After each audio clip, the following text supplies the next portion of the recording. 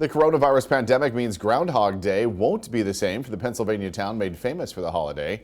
Punxsutawney Phil will predict the coming of spring in 2021 without the usual crowds who gather at Gobbler's Knob. City officials say Phil and his inner circle will deliver the prediction virtually.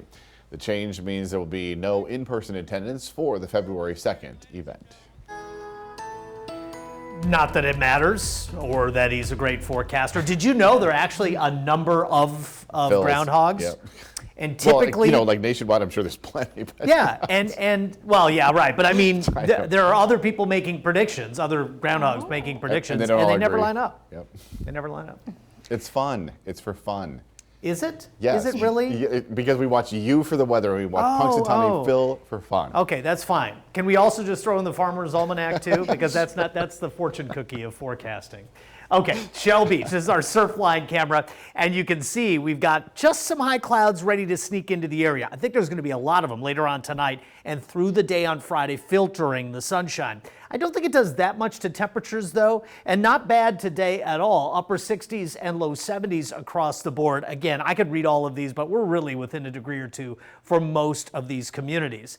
60 in Cuyama, that is a number that kind of jumps out there, and Santa Maria, 72. By the way, at the bottom of your screen, you'll note the 7-day forecast, 10-day forecast, hourly forecast, and more, all available on the app. Here you can see on the satellite picture this stream of high clouds. There is an area of low pressure out here, but it's really quite a bit of a mid and upper level system, and there's not much to the surface element of it. So when we see these high clouds over the area later on tonight, it's not going to do anything. It's not going to create rain. And you can see all this offshore push that's happening. That is going to continue in the night and morning hours all the way into early next week. It does vary in terms of strength at times, and then as we get into Monday, I do think we're going to start to see some breezier northwest winds. You'll notice one thing I'm not talking about is rain possibilities. It looks like we're not going to see anything until we get into early December. Some computer model ensembles are starting to see some optimism there.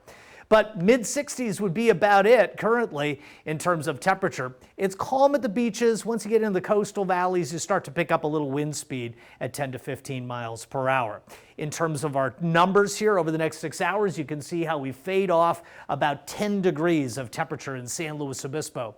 In Paso Robles, you're looking at temperatures going from the current condition in the 60s down into the 40s, so getting somewhat chilly between now and the midnight hour.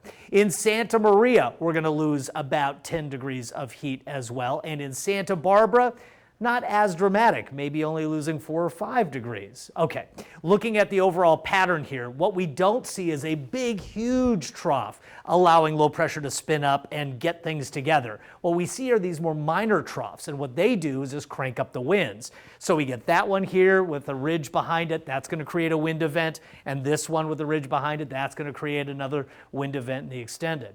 National weather, fairly quiet, 67 in Atlanta. Central section of the country looking at temperatures in the 30s in Bismarck, North Dakota, but 79 degrees in Dallas and across the west, 64 in the Bay, 72 San Diego, and closer to home. I like temperatures in the low to mid 70s tomorrow. That's offshore wind, and that's even with the high cloud cover. So these temperatures are warmer than average here for this time of year. Beaches in the 70s. Again, there will be a lot of high cloud cover tomorrow. Let's take a look at the extended forecast here. Look at those temperatures popping up for the weekend here, coming down a little bit Monday with that northwesterly wind event. Richard, back to you. All right, Dave, thank you.